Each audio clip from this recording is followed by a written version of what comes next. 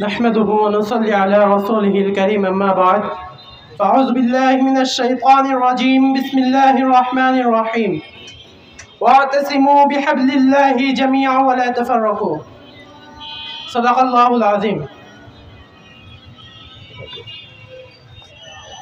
ইসলামী ছাত্র আন্দোলন বাংলাদেশ যশোর জেলা শাখা কর্তৃক আয়োজিত 33তম প্রতিষ্ঠা বার্ষিকী সমাবেশের সম্মানিত সভাপতি, প্রধান অতিথি, বিশেষ অতিথি সহ আমার সামনে উপবিষ্ট দূর দূরান্ত থেকে আগত ছাত্র ভাইরা সকলকে জানাচ্ছি ইসলামী ছাত্র আন্দোলন যশোর জেলা শাখার পক্ষ থেকে আন্তরিক অভিনন্দন ও শুভেচ্ছা।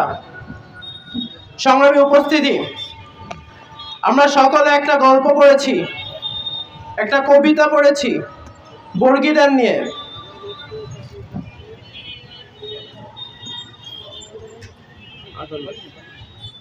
বর্গীরা ছিল এদেশে মারাঠা, যারা আমাদের মা বোনদের সম্মান হানি করত, আমাদের মা বোনদের ইজ্জত হানি করত, যারা বাংলার মানুষকে অত্যাচার করত।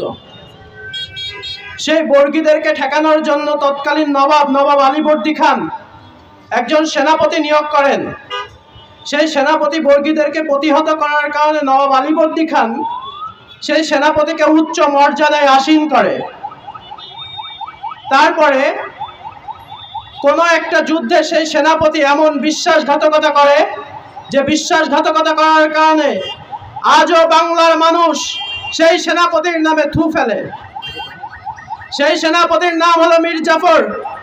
তৎকালীন সময়ে আলীবর্দী খানের তরুণ সেনাপতি ছিল মীর জাফর, কিন্তু পলাশীর প্রান্তে নবাব সিরাজউদ্দৌলার সাথে বিশ্বাসঘাতকতা করার কারণে আজও বাংলার মানুষ ঘৃণার সাথে মীর জাফরকে স্মরণ করে।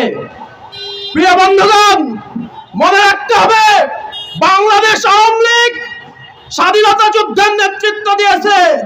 বাংলাদেশের মানুষ 50 বছর তাদেরকে গর্বের সাথে স্মরণ করেছে, কিন্তু 16 বছরে শেখ মুজিবের মেয়ে শেখ হাসিনা যে ফ্যাসিজম কায়েম করেছে, সে ফ্যাসিজম এই দেশে কায়েম করেছে, মানুষের উপর নির্যাতন করেছে। আয়না ঘরে শুধু ব্যারিস্টার আজমির আর আরমানকে নয়, সারা বাংলাদেশকে একটা আয়না ঘরে রূপান্তরিত করেছিল। সুতরাং আমাদের মনে রাখতে হবে, মীর জাফর মারাঠাদেরকে পরাজিত করার কারণে যেভাবে প্রশংসিত ছিল, ঠিক সেভাবে পলাশীর প্রান্তরে বিশ্বাসঘাতকতা করার কারণে নিন্দিত হয়ে আছে সারা জীবন। ঠিক তেমন বাংলাদেশ আওয়ামী লীগ স্বাধীনতা যুদ্ধের নেতৃত্ব দেওয়ার কারণে যে সুনাম অর্জন করেছিল, আজকে সারা বাংলাদেশে ফ্যাসিজম কায়েম করার কারণে তা ঠিক সেইভাবে মীর জাফরের মতো নিন্দিত। মনে রাখতে হবে, তা ভারতের হাতে এই দেশকে এমন ভাবে তুলে দিয়েছে, ভারত যখন মন চায় আমাদের উপরে বর্ডারে মানুষ হত্যা করে, যখন মন চায় আমাদেরকে পানি দিয়ে ভাসিয়ে দেয়।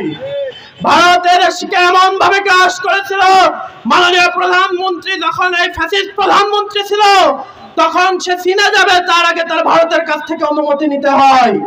সুতরাং অন্তর্বর্তীকালীন সরকারের কাছে আমাদের দাবি থাকবে, এই স্বৈরাচার ফ্যাসিজম যা কায়েম করেছিল তাই বাংলাদেশের আগাগোড়া ধ্বংস করেছে। সুতরাং মাননীয় আইন উপদেষ্টা বলেছেন তাদেরকে নিষিদ্ধ করা যাবে না। আমি বলতে চাই, মাননীয় আইন উপদেষ্টা কিভাবে রাস্তায় মানুষকে হত্যা করেছে আপনি দেখেছেন, আপনি রাজপথে ছিলেন। আপনি দেখেছেন কিভাবে ছাত্রদেরকে বুকে গুলি চালানো হয়েছে, আপনি দেখেছেন কিভাবে আবু সাইদকে হত্যা করা হয়েছে, আপনি দেখেছেন কিভাবে মীর মুগ্ধকে হত্যা করা হয়েছে। আপনি যদি এখন এই কথা বলেন, আপনার মুখে কথা মানায় না। সুতরাং আপনার প্রতি অনুরোধ থাকবে, পদ থেকে সরে আসুন। আওয়ামী লীগকে নিষিদ্ধ করার জন্য হাইকোর্টে রিট করা হয়েছে, দ্রুত এই রিটের কার্যকর আমরা ছাত্র আন্দোলন দাবি করি এবং বাংলাদেশে একটা নতুন সমাজ কায়েম হোক, একটা নতুন রাষ্ট্র কায়েম হোক, এই প্রত্যাশা ব্যক্ত করে আমি আমার বক্তব্য শেষ করছি। ইনকিলাব জিন্দাবাদ।